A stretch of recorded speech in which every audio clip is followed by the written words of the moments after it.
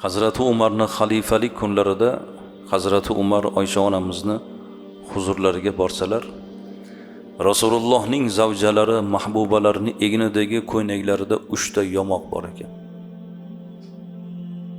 Hazrati Umarning xayollariga xayol keldiki, bu onam qiynalib qolibdilar.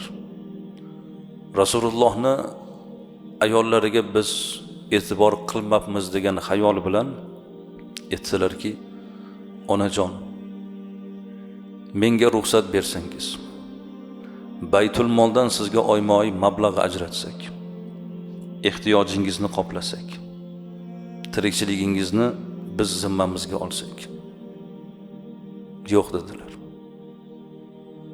Egnimdagi libosga qarab fikr qilayotgan bo'lsangiz, tanimda jonim bor ekan, yashash qismatim bor ekan, dunyoda yashab turibman. Lekin mening ruhim Rasululloh bilan ketgan. Meni jismim qolgan xolos.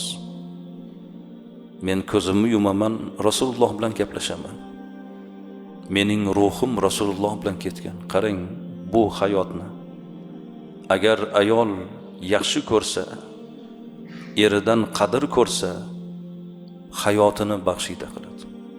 O'zi uchun emas, bola chaqasi eri uchun nafas oladi. Butun borlig'ini fido qiladi.